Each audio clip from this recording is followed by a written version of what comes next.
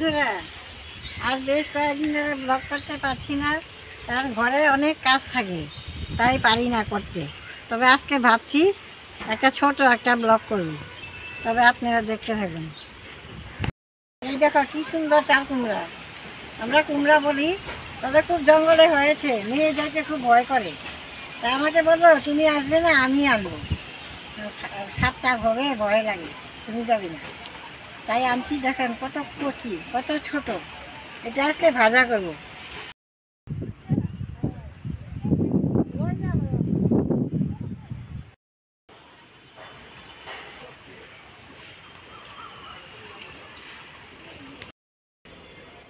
এই যে বন্ধুরা, কাতল মাছ ছেলে এনেছিল, কাতল মাছ, তাই রেখে দিয়েছিলাম যে আজকে ব্লগ করব।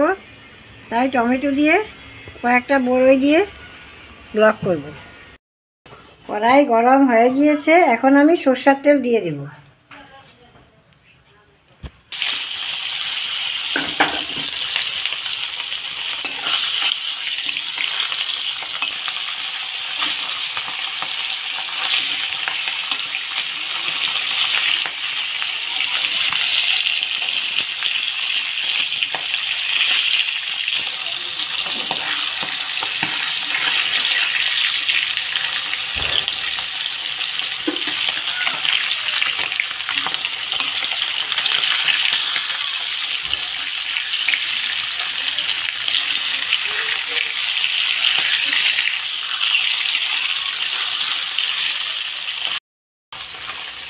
মাছটা ভাজা হয়ে গিয়েছে, এখন আমি নামিয়ে দেব।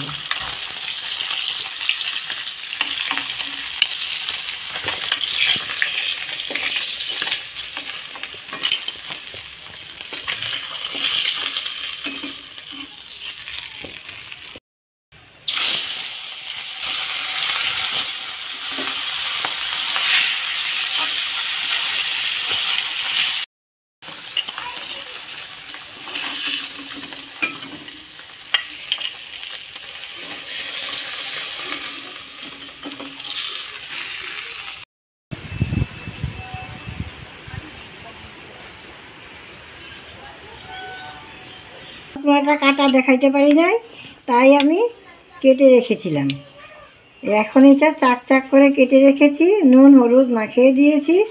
এখন আমি এটা লাল লাল করে ভেজে নিব।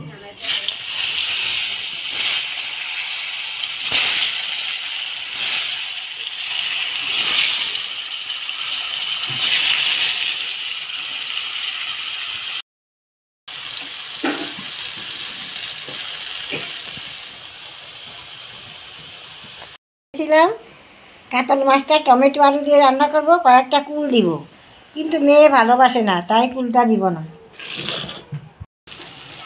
বন্ধুরা, আমার কুমড়ো ভাজা হয়ে গিয়েছে, এখন আমি নামিয়ে দেব।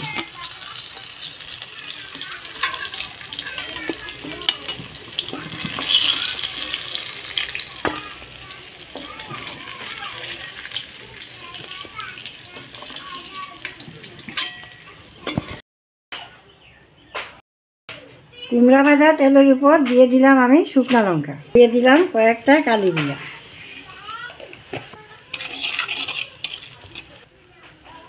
এখন দিলাম পেঁয়াজ কুচি।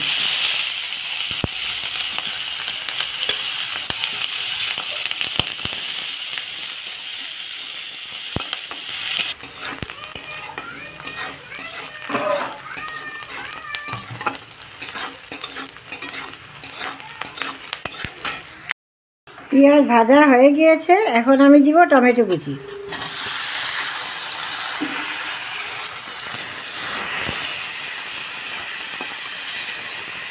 এখন সিদ্ধ করা আলু একটা ছিল, ওইটাও দিয়ে দিব। স্বাদ মতো লবণ, পরিমাণ মতো হলুদ,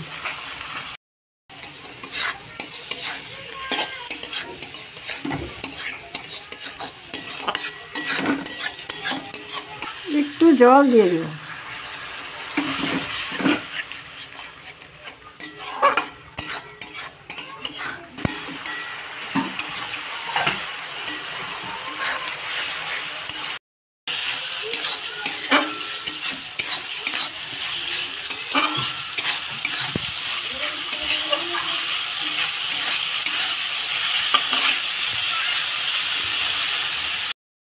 মশলা কষানো হয়ে গিয়েছে, এখন আমি জল দিয়ে দেবো।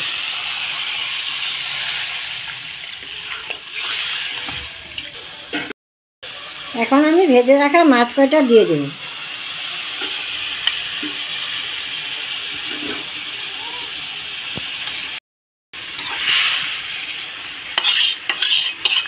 আমি ধনেপাতা কুচি দিয়ে দেব।